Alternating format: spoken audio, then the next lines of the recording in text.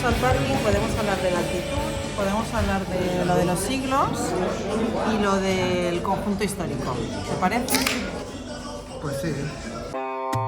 Siurana tiene orígenes prehistóricos, pero está documentada principalmente en la etapa en que estuvo ocupada por los musulmanes. Queda registrada su ocupación musulmana desde el 869 después de Cristo hasta el 1153-1154 después de Cristo, en que ocupó una defensa importantísima en primera línea del Islam ante los intentos de los condes catalanes de tomar la región, lo que se llama la Reconquista, pero que en realidad fue una invasión de un pueblo a otro pueblo. Como curiosidad, se puede decir que Siurana fue el último estado musulmán en Cataluña que sucumbió ante los embistes de los condes catalanes por tomar la región.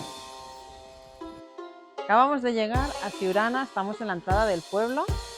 Es un pueblo que se encuentra a unos 740 metros de altitud y que queda en la confluencia entre la Sierra de Montsant y la Sierra de Prada.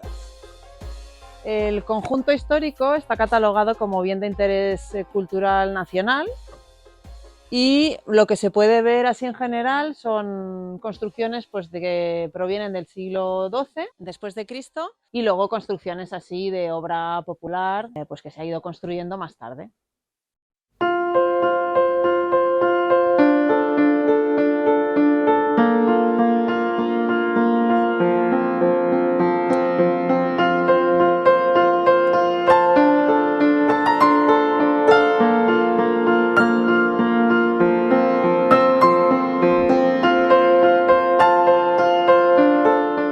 La iglesia que hay aquí en Siurana es la iglesia de Santa María.